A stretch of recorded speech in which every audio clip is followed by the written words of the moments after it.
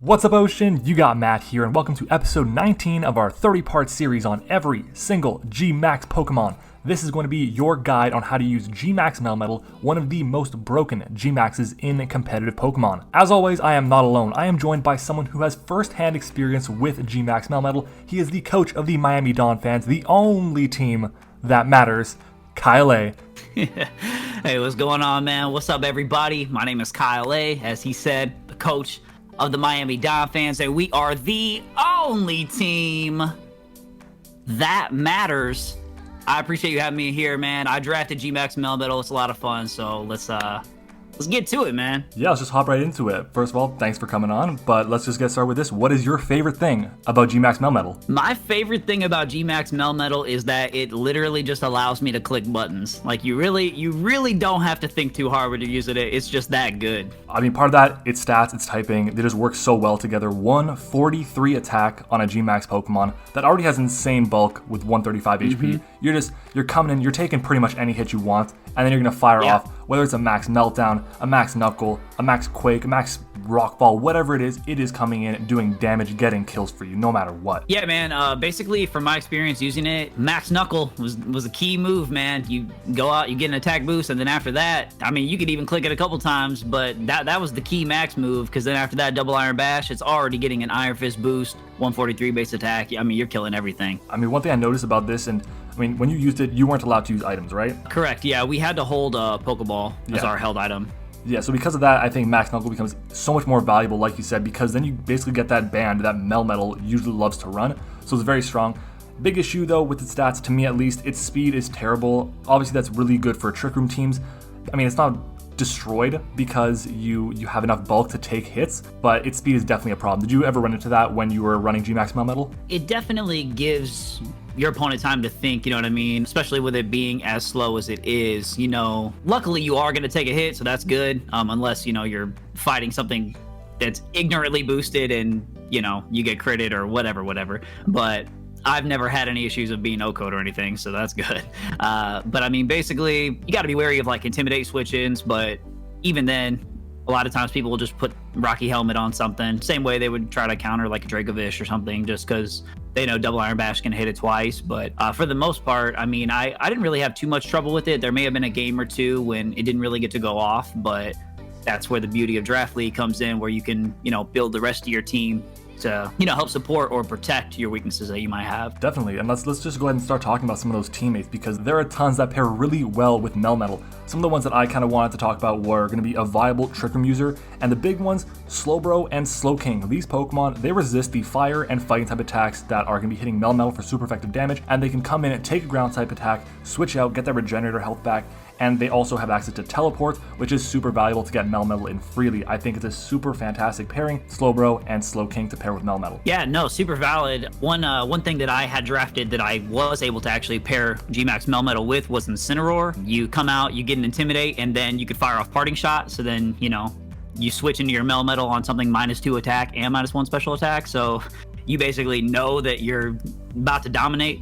But I also had a big Intimidate core. I also had him on top and Quillfish as well. So I had plenty of ways to lower stats and make sure I could bring in the big guy. That's the beauty with Melmetal. You just bring it in, click buttons.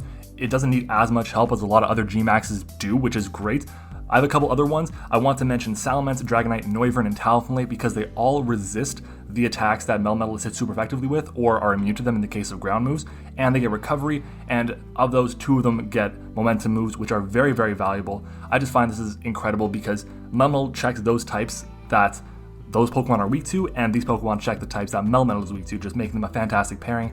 And of course, I think Spikes, you can't go wrong with Spikes on this set because it turns Pokemon that might be taking 2 or even 3 hits to not being able to take 1 or even 2 hits from Melmetal. Yeah, no, 100%. I actually had Noivern on my team with the Gmax Melmetal, so hey, I can definitely agree with what you're saying there. Anything with momentum moves, I mean, Volt Switch is nice, especially if you can get a slower Volt Switch, something like a Vikavolt, or like I had Rotom Wash, so not super quick, able to, you know, take a hit and then basically give me a free switch in. I had a lot of U-turners. Like I said, I had Incineroar, Noivern, I had Jirachi. basically any ways that you can get any kind of momentum. I also had Solvali, so I had double parting shot. It was a good team, man. It was good. It was fun. Basically anything that you can, have to check weaknesses in general. I also had Eldegoss, which I only ended up bringing one time, but I wanted to bring more. It just didn't really get the matchups. Also, one week I was going to bring it. I ended up getting a forfeit win because my opponent wasn't able to play. But with Cotton down, maybe you could luck out and, get some cheeky speed drops. And then for all we know, Melmetal might even outspeed something.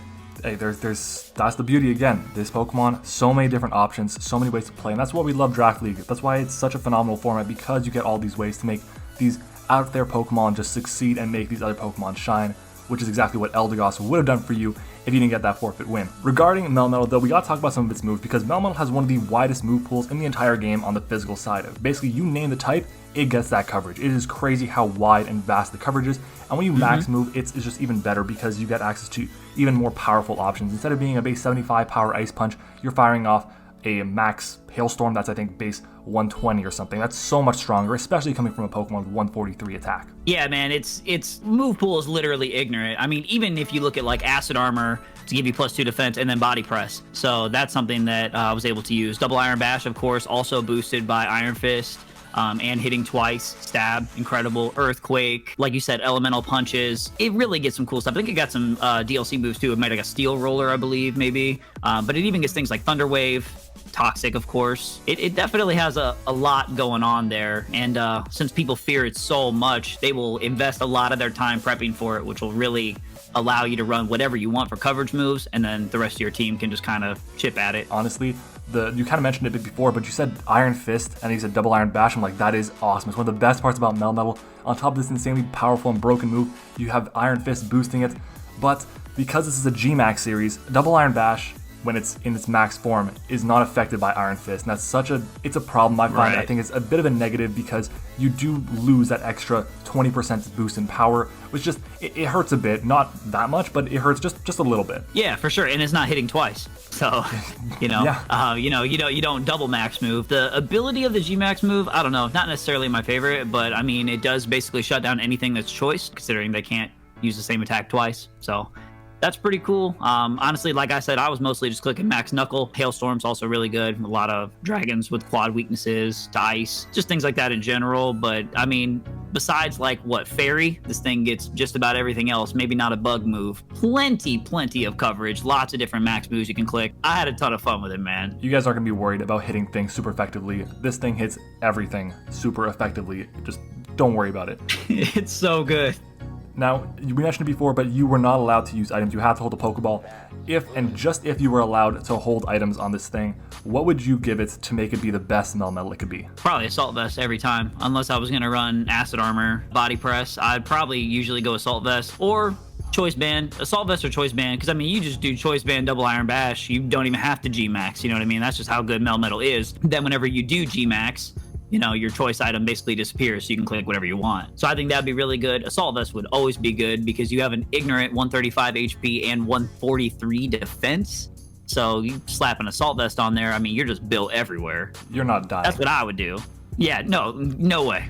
I mean, when you mentioned Band, I'm like, whenever I talk about these GMAX Pokemon, I always think I should like stray away a bit from choice items, but on Melmetal I actually disagree. Band is phenomenal because you do that. Like you said, you don't GMAX, you fire off powerful Double Iron Bashes, they bring in their check, and then, oh, what's that? I fire off a Max Knuckle, I fire off a Max Quake, whatever, and then after that, you still get that boost in attack, and you fire off basically +2 Double Iron Bashes. Going to be insane for people to switch in on. Just, it's not going to happen. Other than that, resist berries. Those are key, I find. Whether it's the Occa Berry, the Shucca Berry, or the Chople Berry, those ones are super valuable, allowing Melmetal to take extra hits if you don't feel like running that Assault Vest one week. Maybe you are running the Acid Armor set that you mentioned, and you just can't afford to run the Assault Vest. Those items will be able to be very beneficial for you. Yeah, berries would be super nice, especially if you're going against something like Darmanitan, something that's going to hit you with super stupid Flare Blitz, or a different GMAX, like a GMAX Machamp or something, like something that was going to have some sort of stab against you. Yeah, berries could be super clutch as well. Now, let's go ahead and talk about where we want to place Melmetal, GMAX Melmetal in the meta. If we could rank this 1 to 10, 10 being the absolute best, where would you rank it? Well, I'm gonna be honest, man. As far as my experience, I would say it literally is the best one. I wouldn't put it lower than a 9. I would probably give it a 10. I mean, I used GMAX Snorlax before, and I went the whole entire season, and I never even got my berry back one time. Never in the whole entire season. And so, as far as I'm considered, that was just max strike without a speed drop, so that was kind of trash to me. But Melmetal, man, it was good. Like, I would draft this every time if I could. Literally, it's that good. It looks so fun to use. I still have not drafted Melmetal on my own. I had it in a team league I did with Liv, which was a ton of fun, but it wasn't GMAX Melmetal, and it wasn't my own sets. It was a group set coming together. So if I had my own chance to use it, create sets, and just be creative with it, oh, I'd have so much fun. For me, I definitely think this thing falls in like the top 10. There are so many really good GMAXs. I just find that regular Melmetal might be a little bit better because usually you can run items on it and you can't run items on GMAX Pokemon. That is the only reason though. If it could use items, I'd probably say it's definitely at least a 9, 9.5. It's so good. One of the 10 best, absolutely. Yeah, that's definitely fair. A lot of it does really depend on the league, what you're going to do, because when we allowed it in WBE, the season I did singles, it was just, we were good to go with our GMAX, but then they banned GMAX altogether in WBE, but then in APA, we had to hold a Pokeball, so it was like, so we would still be weak to knockoff, but not able to benefit, so it really is going to depend on that. If I didn't say Melmetal was the best, I'd probably go with Venusaur, man. Venusaur. I think it's busted. Interesting. I haven't covered Venusaur yet, so I gotta make sure we get that one done. But I think Max Venusaur is busted, bro. All right, it's a good mon. You're gonna have to let me know what you think about that because it's not looking so hot for Venusaur compared to some of the other stuff we got. It's not. I'll be honest, man. Yeah, there's a lot of mons, man. There's a lot of mons to play, man. Hey, GMAX Cinderace, GMAX Inteleon, critting everything with Sniper. Yeah, if Libero's allowed, GMAX Cinderace, absurd, bro. For literally sure. Bust. Literally. God, broken, that's a good broken. Mon. That's a good mon. Yeah, dude, there's so many good mons. It's ridiculous. I have, at this point, this is number 19. There's another at least 10 coming out. So if you guys want to see more of that, make sure to check it out. It's good. I want to draft it. I'm excited to. If you guys get the opportunity to, I would highly recommend it. Currently not released in the game, but you can get it via the land mode transfers if you're doing something with someone who gens. That's what we do. So shout out to all the geners out there.